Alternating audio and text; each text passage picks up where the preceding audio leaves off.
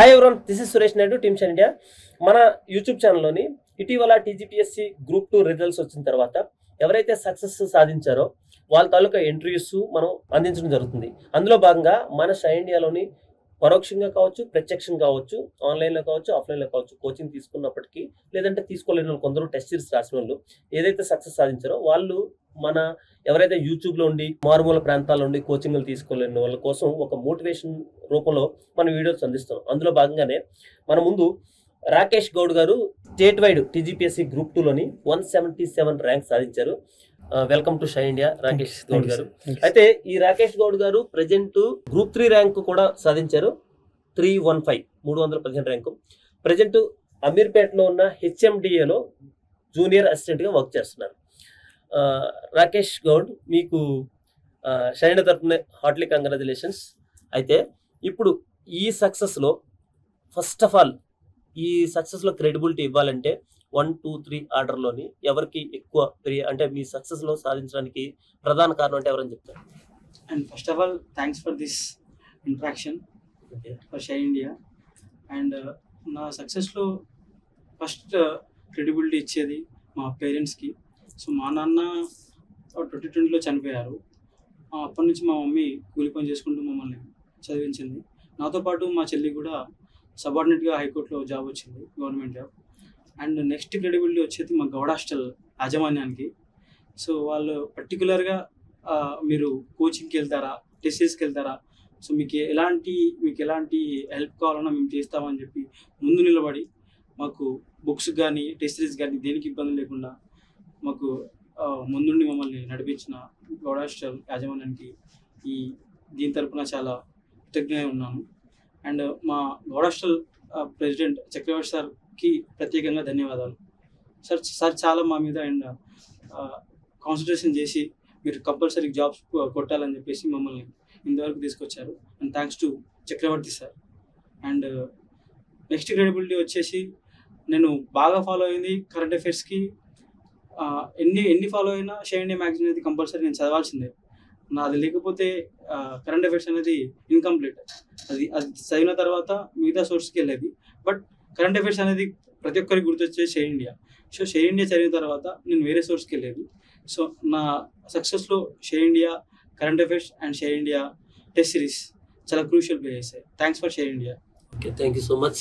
అయితే ఈ రాకేష్ గారు, ఇప్పుడు మీరు అంటే జనరల్గా మీ గురించి నాకు ఈ టెస్ట్ సిరీస్ జాయిన్ అయినప్పటి నుంచి నాకు తెలుసు మీరు సింగిల్ పేరెంట్ చైల్డ్ అని. సో మీ ప్రిపరేషన్లో మీ ఫ్యామిలీ సపోర్ట్ మీకు ఎంతవరకు క్రూషియల్ రోల్ ప్లే చేసిందని చెప్తారు?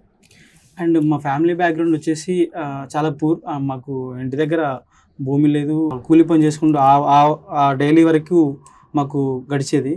సో ఆ టైం నుంచి నేను అనుకున్నా మా లైఫ్లో మా ఫ్యామిలీలో ఎవరో ఒకరు కంపల్సరీ మూమెంట్ తీసుకోవాలి, ఏదో ఇనిషియేటివ్ తీసుకోవాలి, లేదంటే ఫ్యామిలీ మొత్తం ఇంతే ఎంకగా అయిపోతుంది. సో అని చెప్పేసి ఆ టైంలో నేను గవర్నమెంట్ జాబ్కి ప్రిపేర్ అవుదాము. సో నా వల్ల నా ఫ్యామిలీ, నా రిలేటివ్స్కి అందరికీ ఒక ధైర్యం ఉంటుంది, నేనున్నా అనే ధైర్యం ఉంటుంది. సో ఆ ఇనిషియేటివ్ తీసుకొని నేను ముందరికి వెళ్ళాను. సో చాలా ఎదురు దెబ్బలు, చాలా అవమానాలు ఎన్నో ఎదురయ్యాయి. బట్ కాకపోతే ఆ టైంకి నేను ఎలాగైనా కంపల్సరీ నేను ఒక ఆఫీసర్ని అవ్వాలి, ఏదో ఒక జాబ్ కొట్టాలి అనే ఒక ధీమాతోటి ముందరికి వెళ్ళాను. నాకు సపోర్ట్గా మా ఫ్యామిలీ, మా మమ్మీ తరపున బంధువులు చాలా సపోర్టివ్గా ఉన్నారు నాకు. Thanks for that. Okay, so ఇంకోటి ఏంటంటే ఇప్పుడు మన దగ్గర ఎవరైతే టెస్ట్ సిరీస్ రాశారో లేదంటే మన దగ్గర ఎవరైతే మన షైన్ ఇండియాలో సక్సెస్ సాధించారో వాళ్ళు చాలా మందికి బ్యాక్గ్రౌండ్ ప్రొఫైల్ చెక్ చేస్తే BTech background, most of the persons ఎక్కువ బీటెక్ నుంచి వచ్చారు. కానీ మీ ప్రొఫైల్ చూస్తే సింపుల్ డిగ్రీ నుంచి బ్యాక్గ్రౌండ్ నుంచి రావడం జరిగింది. అయినా కానీ ఒకసారి మీ ఎడ్యుకేషన్ బ్యాక్గ్రౌండ్ ఏదైతే ఫ్రమ్ చైల్డ్హుడ్ నుంచి గవర్నమెంట్ స్కూల్స్ నుంచి అని మీరు చెప్పడం జరిగింది, ఒక్కసారి యాస్పిరెంట్స్ మన యూట్యూబ్ వ్యూవర్స్ కోసం. ఎడ్యుకేషన్ మొత్తం వచ్చేసి నేను ఫస్ట్ 10th వరకు జెడ్పీహెచ్ఎస్ గవర్నమెంట్ స్కూల్లో చదువుకున్నాను. అండ్ ఇంటర్ వచ్చేసి నాకు అప్పుడు 10thలో గుడ్ మెరిట్ వచ్చిందని చెప్పేసి నవీన కాలేజ్ అని అస్సనాపూర్లో ఫ్రీ ఇచ్చారు ఇంటర్. సో ఇంటర్ అక్కడ ఎంపీసీలో జాయిన్ అయ్యాను. తర్వాత 2014లో బైఫర్కేషన్ అయినప్పుడు సో ఎంసెట్ రాశాను. బట్ కాకపోతే ఒక 1 month లేట్ అయింది, నాకు భయం అయ్యి డిగ్రీలో జాయిన్ అయిపోయా.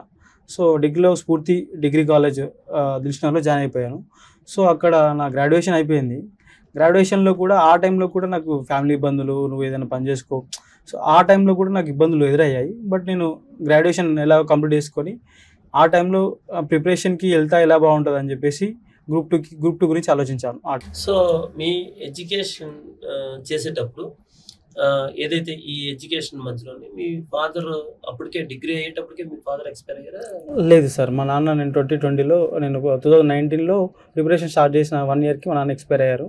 ఆ టైంలో ఒక 2 ఇయర్స్ నేను ఏదైనా వేరే వర్క్ చేసుకున్నాను ఇంటి దగ్గర.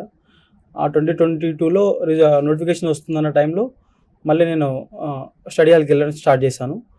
2022 నుంచి ఇప్పటి వరకు కన్సిస్టెన్సీగా నేను చదువుకుంటూనే ఉన్నాను. సో ఈ ప్రిపరేషన్ టైంలో మీకు ఫినాన్షియల్గా అంటే ఫాదర్ లేరు, ఫినాన్షియల్గా చాలా స్ట్రగుల్ ఉంటుంది. ఈ స్ట్రగుల్ని సందర్భంలో ఏ టైంలోనైనా ఎట్ ఎనీ కాస్ట్ మీ ప్రిపరేషన్ వదిలేసి ఏదైనా జాబ్ చేసుకుంటే బాగుండు అనే ఫేజ్ని ఎప్పుడైనా మీరు ఫేస్ చేస్తారు? చాలా ఫేస్ చేశాను సార్ నేను. అయితే నేను నా దగ్గర ఒక 20,000 ఉండే. 20,000 తీసుకొని నేను అశోక్ నగర్లో ఒక 2 months ఉండి, ఎగ్జామ్కి ఇంకో 2 months ఉంది గ్రూప్ 2కి ఉండి వెళ్ళిపోదాము, ఆగస్ట్లో ఎగ్జామ్ ఉంది, నేను ఇక్కడికి వచ్చాను. 2 monthsలో చదువుకొని రాసేసి వెళ్ళిపోదామని ఇక్కడికి వచ్చి గౌడ్ హాస్టల్లో జాయిన్ అయ్యాను. సో అక్కడికి జాయిన్ అయిన తర్వాత 20,000కి మా మమ్మీకి బాగా స్టమక్ పెయిన్ వచ్చింది. నేను ఇక్కడికి వెళ్తే అక్కడికి వెళ్తే కిడ్నీ స్టోన్స్ అని చెప్పారు. ఆ టెస్ట్లకి దానికి అమౌంట్ మొత్తం అయిపోయాయి. దగ్గర 1 రూపీ కూడా లేదు.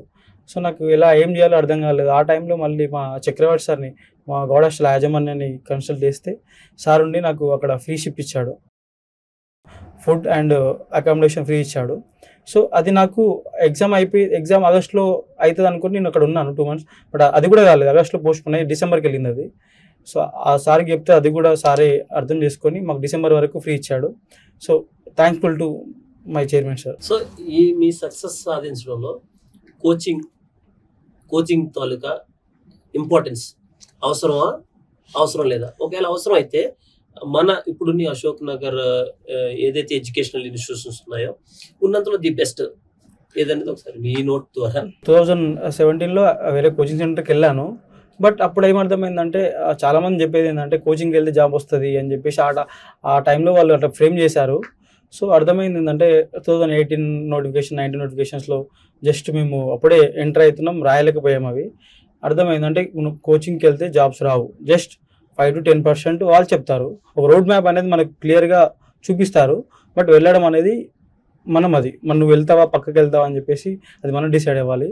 అప్పటికి సెల్ఫ్ మోటివేషన్ అనేది ఏం లేదు, చదివితే వస్తుంది అనే కాన్ఫిడెన్స్ ఏదో ఉండే, బట్ సెల్ఫ్ మోటివేషన్ లేదు. బట్ టెస్ట్ సిరీస్కి నేను ఎక్కువ ప్రిఫరెన్స్ ఇస్తాను. కోచింగ్ కంటే నువ్వు ఓన్గా చదువుకున్నా పర్లేదు, బట్ కాకపోతే టెస్ట్ సిరీస్ రాయడం చాలా ముఖ్యం. దాంట్లో ద బెస్ట్ టెస్ట్ సిరీస్ నేను చూసిన దాంట్లో షైన్ ఇండియా. సో నేను పర్సనల్గా ఎక్స్పీరియన్స్ చేసింది ఏంటంటే సబ్జెక్ట్ ఎంత డెప్త్ ఉంటుందో అంతవరకే నువ్వు చదవాల్సిందే. సో బియాండ్ పోయి నువ్వు చదవాల్సిన అవసరం లేదు. సో షైన్ ఇండియా వాళ్ళు రీసెర్చ్ అండ్ అనాలిసిస్ చేసిన తర్వాతనే క్వశ్చన్ పేపర్స్ అనేది ప్రింట్ చేస్తారు. ఎలాంటి ఏరియాస్లో క్వశ్చన్స్ పడతాయి అనే ఒక విజన్తో క్వశ్చన్ పేపర్ స్టడీ చేస్తారు. So I prefer shine India for the test series. Okay, ఈ సందర్భంలో మీరు షైన్ ఇండియా టెస్ట్ సిరీస్ ఇలా చెప్పారు కాబట్టి నేను మన మధ్యలో జరిగిన ఒక ఇంటరాక్షన్ అనేది ఇక్కడ ఈ సందర్భంలో తెలియజేయాలనుకుంటాను. ఏంటంటే ఒకసారి ఏమైందంటే సాయి కృష్ణారెడ్డి గారు అండ్ రాకేష్, మీరు కూడా వినండి. ఏమైందంటే ఒక రోజు రిజల్ట్ వచ్చింది. రాకేష్ గౌడ్లు 2 ఉన్నారు. సో ఒక రాకేష్ గౌడ్ మీరు కూడా కాదు, ఇంకొక రాకేష్ ఉన్నారు, ఇంకొక రాకేష్ గౌడ్ కూడా ఉన్నారు అనుకుంటా. అయితే ఏమైంది అంటే రిజల్ట్లోని ఈ రాకేష్ గౌడ్ తాలూకా నెంబర్కి స్కోర్ 54 వచ్చింది. ఇంకొక ఆయన రాకేష్ గౌడ్ కాదు, ఆయన వేరే నెంబర్ వేస్తారు. సో ఆ సందర్భంలో మీరు ఏదైతే మాతో బిహేవ్ చేసిన విధానం ఏదైతే ఉందో చాలా సింపుల్గా చాలా మంది మన shine India academy test series పెట్టేటప్పుడు ఒక నెంబర్ని ఇంకొక నెంబరు ఏదైతే బై మిస్టేక్ వేయడం వల్ల ఇద్దరు రిజల్ట్ సిమిలర్గా రావడం వల్ల ఈ పర్సన్ ఎవరైతే రాకేష్ గౌడ్ మీ ముందున్న పర్సన్ 54తోని చాలా మార్జిన్లో వెళ్ళిపోయింది. కానీ ఈయన వచ్చి ప్రజెంట్ చేసిన అడిగిన విధానం ఏదైతే ఉందో చాలా ప్లీజింగ్ ఉంది. ఆ రోజు అనుకున్న ఖచ్చితంగా ఈయన బిహేవియర్ చూసిన తర్వాత ఖచ్చితంగా సర్వీస్ వస్తుందని అనిపించింది. ఆ రోజు మా మీద ఏ కోపం రాకుండా అంత చాలా కూల్గా బిహేవ్ చేయడానికి మీరు అంటే మీ ఫ్యామిలీ బ్యాక్గ్రౌండా, లేదంటే మీ మదరా, లేదంటే మీరు పెరిగిన విధానమా, దాని గురించి నాకు ఒకసారి షేర్ చేసుకోగలరా? నేను ఎడ్యుకేషన్కి ఆ టైంలో కంటే కోచింగ్ అనేది చాలా ఇంపార్టెంట్. నువ్వు ఒక్కసారి పాలిటీ చదివితే అండ్ హిస్టరీ చదివితే అండ్ జనరల్ సైన్స్ చదివితే ఇవన్నీ మనకి లైఫ్ని నువ్వు ఎట్లా డిసైడ్ అవ్వాలి, ఎట్లుండాలి అని చెప్పేసి చాలా నేర్పిస్తాయి, గుణపాఠాలు నేర్పిస్తాయి. కోచింగ్కి నువ్వు జాబ్ రాకపోయినా పర్లేదు, బట్ ఈ కాంపిటేటివ్ ఫీల్డ్లో నీకు మంచి నడవడిక అనేది అలవాటు పడుతుంది. నువ్వు ఒక్కసారి నువ్వు కాంపిటేటివ్లో ఉన్నావంటే నీకు మంచి నడవడిక అనేది ఉంటుంది. కామ్గా ఉండడం, ఓపికగా ఉండడం, వినడం, ఎదుటి వాళ్ళు చెప్పేది వినడం, సో ఇలాంటివన్నీ నేర్చుకోవడం. సో కాంపిటేటివ్లో ఉన్నది కంపల్సరీ ఉండాలి వాళ్ళకి.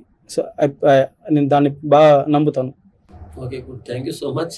సో నేను అయితే ఆ రోజే డిసైడ్ అయ్యాను, ఖచ్చితంగా ఎంత హంబుల్గా, ఎంత జెంటిల్ బిహేవియర్ చేశారు. కానీ స్కోర్ అంటే నేను ఇప్పుడు అనుకున్నాను, రియలైజ్ అయ్యానంటే మీకు 54 స్కోర్ చూసి తర్వాత చూస్తే 110 ఎంతో వచ్చింది. అప్పుడు అనిపించింది అంటే 110 స్కోర్ వచ్చింది కూడా 54 మీ స్కోర్ చూసుకున్న తర్వాత ఇంతలాగా అంటే చాలా ఎలా రియాక్ట్ అవుతారంటే కొంచెం ఫ్రస్ట్రేషన్ చూపిస్తారు. అది లేకుండా చాలా కూల్గా రియాక్ట్ అయ్యేటప్పటికి నేను చాలా షాక్ అయ్యాను. సో అందుకని మీకు ఈ ఫర్దర్ లైఫ్ కూడా గ్రూప్ 1 అండ్ యూపీఎస్సీకి మీరు వెళ్తారో లేదో తెలియదు, కానీ ఈ ఏదైతే మీ గోల్ అయితే గ్రూప్ 1 అని చెప్పారు కాబట్టి ఖచ్చితంగా గ్రూప్ 1లో కూడా మంచి సర్వీస్ రావాలని కోరుకోవడం జరుగుతుంది. అయితే ఇప్పుడు ఈ ప్రిపరేషన్లోని మీకు ఫినాన్షియల్గా కొంచెం స్ట్రగుల్ ఉంది. ఒక బీసీ హాస్టల్ లాంటి గౌడ్ హాస్టల్లో ఉండి ఒక చారిటబుల్ ట్రస్ట్ లాంటిదే కదా అది.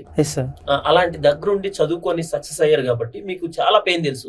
అయితే ఈ పెయిన్లో కూడా మదర్కి హెల్త్ బాగోకపోవడం, మదర్ కష్టపడి ఏదో ఉన్నంతలో ఇచ్చి పంపించిన డబ్బులతో మీరు ఇక్కడ బుక్స్ కొనుక్కోవాలన్నా డబ్బులు ఉండాలి, తర్వాత ఏంటంటే టెస్ట్ సిరీస్ కూడా జాయిన్ అయ్యారు మన దగ్గర, దానికైనా డబ్బులు ఉండాలి. ఇలాంటి ఫేజ్లో ఉంటూ కూడా మీరు ప్రిపరేషన్లో ఉన్న స్ట్రెస్ని దాని నుంచి ఓవర్కమ్ చేయడం కోసం ఎటువంటి ఏమైనా కల్చరల్ యాక్టివిటీస్ కానీ ఏమైనా మీ హాబీస్ కానీ ఏమైనా షేర్ చేసుకుంటారా?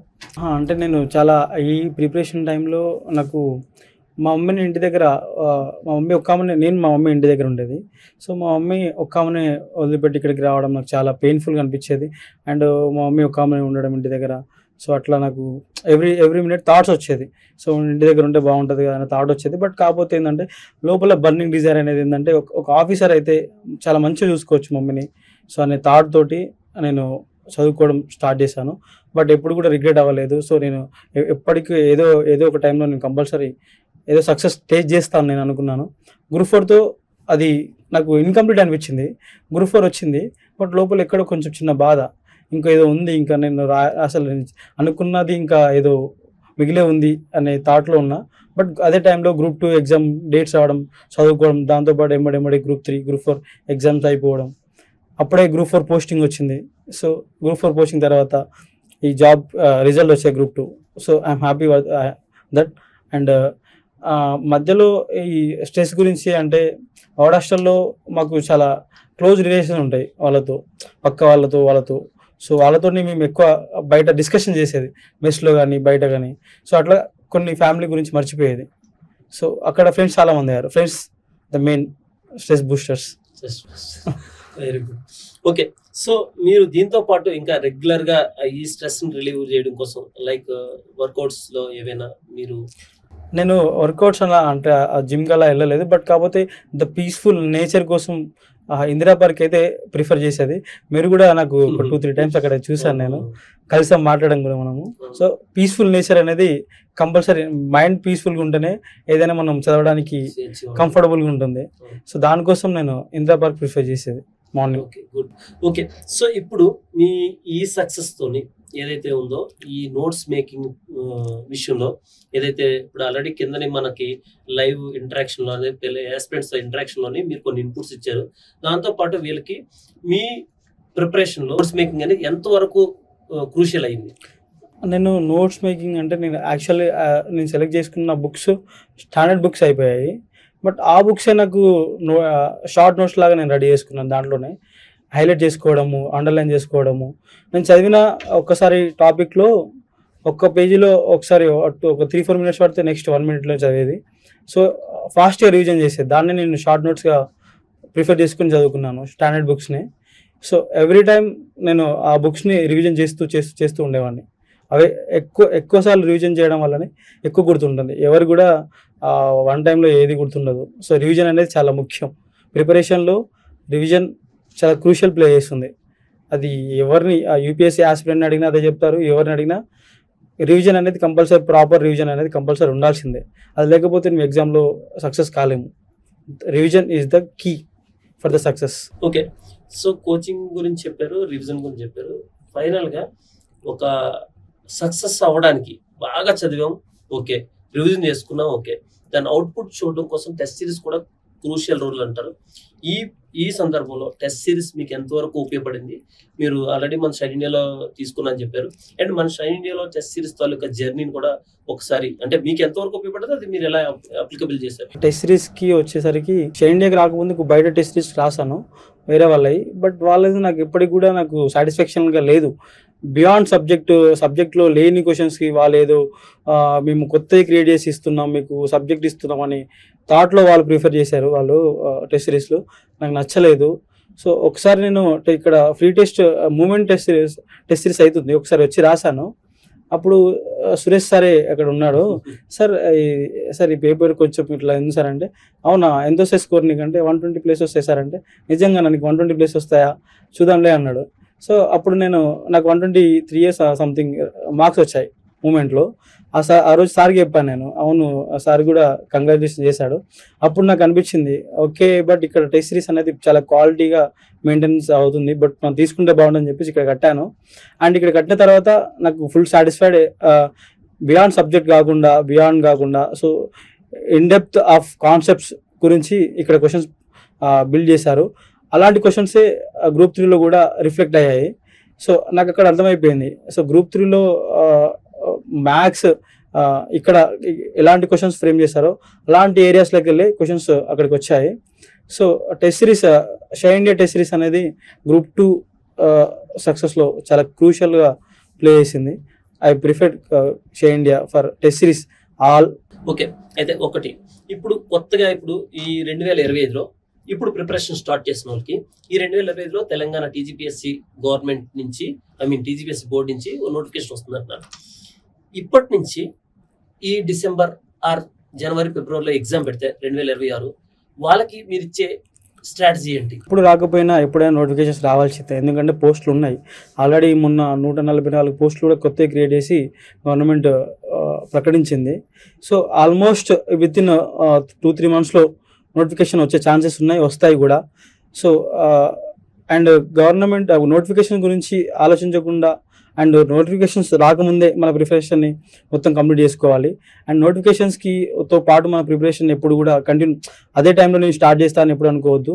అండ్ ఈ టైం నుంచి మీరు 2-3 మంత్స్ ముందు నుంచి ప్రిపేర్ అయితే ఆ టైం వరకల్లా, నోటిఫికేషన్ వరకల్లా ఆల్మోస్ట్ ఒక 30-40% సిలబస్ అనేది కంప్లీట్ అయిపోతుంది. ఆ టైం నుంచి మీరు నోటిఫికేషన్ టైం నుంచి ఇంకొంచెం ఎక్కువ టైం కేటాయిస్తే ప్రిపరేషన్ అనేది ఆటోమేటిక్గా ఆ టైం వరకు అయిపోతుంది. ఎవ్రీ టైం మీరు చదివిన టాపిక్ తర్వాత బిట్స్ ఎంసీక్యూస్ చేయడం అలవాటు చేసుకోవడం చాలా ముఖ్యం. ఎందుకంటే మనం రాసే పరీక్ష ఎంసీక్యూస్ ఓరియంటెడ్.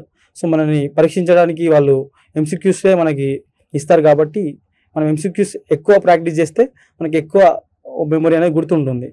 సో మీరు ఎక్కువ ఎంసీక్యూస్ ప్రాక్టీస్ చేయడంలో సక్సెస్ అనేది ఉంటుంది. ఓకే, చివరిగా ఒక ఎమోషనల్ బాండింగ్ క్వశ్చన్. అంటే మీరు మీ మదరు, అంటే మీ ఫాదర్ లేరని చెప్పారు. అయితే ఇప్పుడు జనరల్గా మీరు డైరెక్ట్గా మీ మదర్ ఎదురుగా ఉండి చెప్పలేదు, అంటే గ్రాటిట్యూడ్ చూపించలేంది ఈ వీడియో ద్వారా తెలియజేసుకొని, ఆ తర్వాత ఎప్పుడైనా మీ మమ్మీకి ఇమీడియట్ కాకపోయినా తర్వాత ఒక 2-3 నెలల తర్వాత అయినా 4 సంవత్సరాల తర్వాత అయినా చూసుకొని ఇది వింటే బాగుంటుంది, ఇది మీ పెయిన్ అంతా, ఈ పెయిన్ అంతా ఇప్పుడు మీకు ద్వారా ఈ వీడియో ద్వారా మీకు తెలియజేసుకుంటున్నాను ఏదైనా చెప్పగలరా? మా మమ్మీ చాలా కష్టపడింది. అండ్ మా మమ్మీకి చెప్పాల్సిన వర్డ్ ఏంటంటే, నేను నా సక్సెస్ని మా మమ్మీ ఎప్పుడు కూడా నన్ను చదువుకోకు, నువ్వు పని చేయి అని ఎప్పుడు నన్ను అనలేదు. నన్ను నమ్మింది మా మమ్మీ. Thanks for that. నన్ను చాలా నమ్మింది మా మమ్మీ. మా ఇంట్లో నువ్వు బాగా చదువుకుని నువ్వు బాగా ప్రయోజనం అవుతావని నమ్మిన వ్యక్తి అంటే మా mummy. Thanks for that. Thank you అమ్మ. Okay, right. ఓకే, ఫైనల్గా ఒక్కసారి యాస్పిరెంట్స్ కోసం, మీరు ప్రిపరేషన్ స్టార్ట్ చేసిన వాళ్ళకి కావచ్చు, లేదంటే ఇప్పుడు ప్రిపేర్ అవుతున్న వాళ్ళ కోసం ఏదైనా ఒక 1 or 2 minutesలో. అండ్ ప్రిపరేషన్ స్టార్ట్ చేసిన వాళ్ళకి చెప్పాల్సింది ఏంటంటే, సెల్ఫ్ మోటివేషన్ లేకుండా ప్రిపరేషన్ స్టార్ట్ చేయడం వేస్ట్. మీకు కంపల్సరీ ఒక బర్నింగ్ డిజైర్తో ఉంటేనే ఈ కాంపిటేటివ్ ఫీల్డ్కి రావాలి. ఎందుకంటే లక్షల్లో మంది కాంపిటేటర్ మధ్యలో నువ్వు కొందరిలో జాబులు కొట్టుకోవడం అంటే అంత ఈజీ కాదు. సో మనకు ఆ బర్నింగ్ డిజైర్, ఆ సెల్ఫ్ మోటివేషన్ అనేది లేకపోతే ఇక్కడికి రాకపోవడం బెస్ట్. సో ఏంటంటే మీకు కంపల్సరీ సెల్ఫ్ మోటివేషన్ అని ఉండాలి. సో లోపల ఎప్పుడు ఒక బర్న్ అయి ఉంటుండాలి, నేను కంపల్సరీ అవుతాను. సో సెల్ఫ్ మోటివేషన్తో మీరు ఎప్పుడు ఉండాలి. Okay, thank you so much Rakesh. మీరు 2025లో గ్రూప్ 1 నోటిఫికేషన్ ఇస్తే ఈ గ్రూప్ 1 నోటిఫికేషన్ మీ ఫ్రెండ్స్ సాయి కృష్ణారెడ్డి, ఇంకో రాకేష్ గౌడ్తో పాటు మీరు కూడా మీ అందరికీ కూడా మంచి గ్రూప్ 1 సర్వీసెస్ రావాలని మా తరఫున, షై ఇండియా తరఫున, నా తరఫున, స్పెషల్గా సైఎస్ఆర్ తరఫున మనస్ఫూర్తిగా కోరుకుంటూ team shy India. Thank you.